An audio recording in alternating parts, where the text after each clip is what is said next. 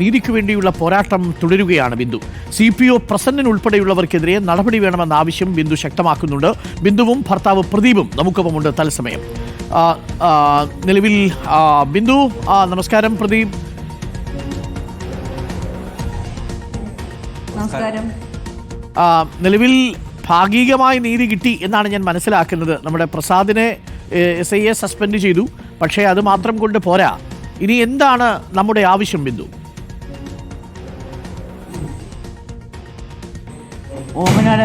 ഓമന ഡാലിന്മേൽ പരാതി കൊടുക്കണം. അതായത് ബിന്ദുവിനെതിരെ പരാതി, അത് വ്യാജ പരാതി ഉന്നയിച്ച ഓമന ഡാനിയലിനെതിരെ കേസെടുക്കണം അല്ലേ? കേസെടുക്കണം. ഓമന ഡാനിയലിനെതിരെ എന്ത് ആക്ഷേപമാണ് ബിന്ദുവിനുള്ളത്?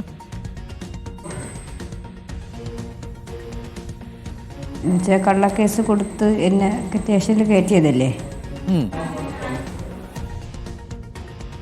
അതിനുശേഷം ഈ സ്വർണം കിട്ടിയ വിവരം പോലും അവർ വിളിച്ചു പറഞ്ഞില്ല അല്ലേ?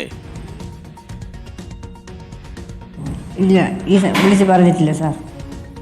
ഇത് എന്ത് സംഭവിച്ചിരിക്കാനാണ് സാധ്യതയെന്നാണ് ബിന്ദു കരുതുന്നത്? ഇത് ഓമന ഡാനിയലിന് ബിന്ദുവിന് നേരിട്ട് പരിചയം ഇല്ല. ഈ ജോലി ചെയ്യാൻ വരുന്ന സമയത്തെ പരിചയം മാത്രമേ ഉള്ളൂ. അങ്ങനെ മുൻ പരിചയമൊന്നുമില്ല. പക്ഷേ ഈ കള്ളക്കേസ് എടുക്കാൻ പ്രേരിപ്പിച്ചത് എന്താണെന്നാണ് കരുതുന്നത്? അതിനെക്കുറിച്ച് എനിക്ക് അറിയില്ല സാർ. ആരെയാണ് ബിന്ദുവിന് സംശയം? ഇങ്ങനെ സ്വർണം അവിടെ നിന്ന് പോയിട്ടുണ്ടെങ്കിൽ, മറ്റാരെങ്കിലും എടുത്തിട്ടുണ്ടെങ്കിൽ?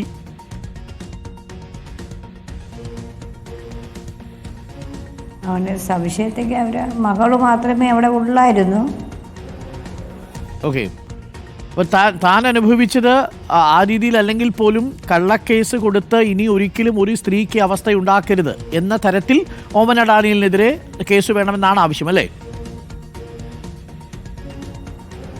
ആവശ്യം. ഓക്കെ, ഞാനൊന്ന് പ്രദീപിലേക്ക് കൂടി പോരാം. പ്രദീപ്, നമസ്കാരം. എനിക്കറിയാം ബിന്ദു കുറച്ച് നാൾ വല്ലാതെ ബുദ്ധിമുട്ട് അനുഭവിച്ചിട്ടുണ്ട്. പ്രദീപ് അതൊക്കെ കണ്ടിരുന്നയാളാണ്. ഈ ഓമന ഡാനിയലിനെതിരെ കേസെടുക്കണമെന്നൊരാവശ്യം പ്രദീപിനുമുണ്ടോ?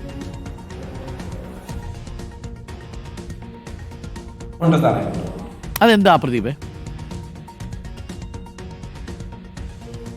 കാര്യം എന്ന് പറഞ്ഞാൽ ഒരു തെറ്റുപോലും കാണിക്കാത്ത എൻ്റെ ഭാര്യയെ ഇതേ ലെവൽ, ഇത്രയും ലെവലിൽ കൊണ്ടെത്തിച്ച ഓമന ഡാനിയലല്ലേ.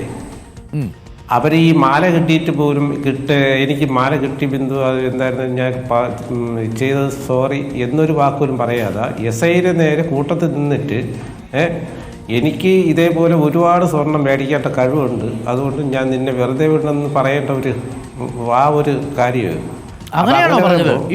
ആ മാല കിട്ടിയിട്ട് ആ മാല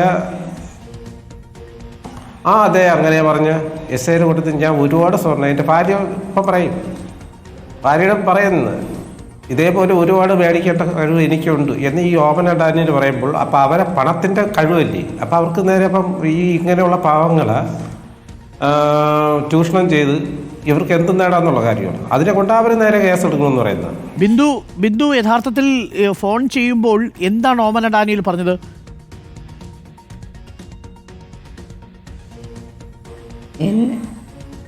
ഞാനവരെ മകളെയാണ് സാർ വിളിച്ചത്. ഞാനൊരു മകളെയാണ് ആ സമയത്ത് വിളിച്ച് പറഞ്ഞു, എനിക്ക് 3 ദിവസത്തെ ശമ്പളവുമായി പേരൂക്കട പോലീസ് സ്റ്റേഷനിൽ മമ്മി നിൽക്കണമെന്നാണ് എന്നോട് ഈ നിഷ പറഞ്ഞത്. ഓക്കെ, പിന്നീട് ഓമന ഡാനിയലിനെ നേരിട്ട് കണ്ടോ?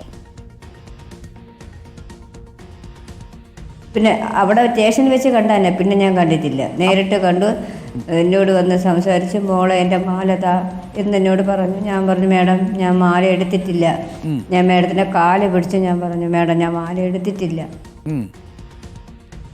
അപ്പോഴും അവര് മുഖം വെട്ടിത്തിരിച്ച് പോയി.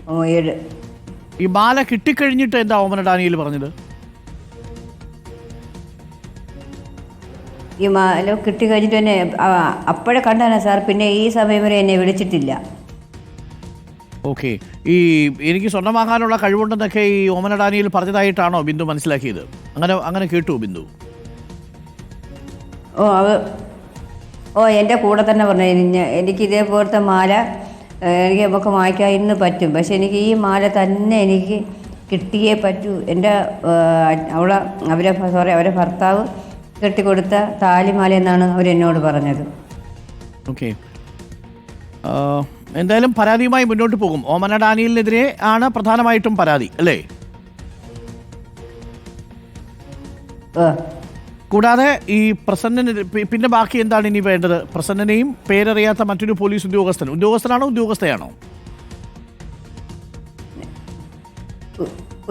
ഒരു പോലീസുകാരനാണ്. ഇവർക്കെതിരെയും നടപടി വേണം. ഇവർ രണ്ടുപേരെ പുറത്താക്കിയേ മതി, നടപടി വേണം സാർ. ഓക്കെ, അപ്പോൾ ഓമന ഡാനിയലിനെതിരെ കേസെടുക്കണമെന്ന് പരാതി കൊടുത്തിട്ടുണ്ടോ ഇപ്പോൾ എവിടെയെങ്കിലും? ഇല്ല സാർ, വക്കീൽ വന്നില്ല. വക്കീൽ വരാമെന്ന് പറഞ്ഞു. അതിനുശേഷം ഞാനും വക്കീലും ചേട്ടനുമായി പോകും. പരാതി കൊടുക്കാനാണ് പോകുന്നത്. ആ പരാതിയിൽ ഓമന ഡാനിയൽ മാത്രമേ ഉള്ളൂ അതോ മകൾക്കെതിരെയും പരാതിയുണ്ടോ? മക്കളെ പേരും വെച്ച് കൊടുക്കും സാർ. ഓക്കെ, ഒപ്പം ഈ പോലീസുകാർക്കെതിരെയും നടപടി വേണമെന്ന് ആവശ്യപ്പെടും അല്ലേ? ഇപ്പം ഒരു ചെറിയ ആശ്വാസമൊക്കെ തോന്നുന്നുണ്ടോ ബിന്ദു? ഈ സമൂഹത്തിന് മനസ്സിലായി, നാട്ടുകാർക്ക് മനസ്സിലായി? ഉണ്ട്.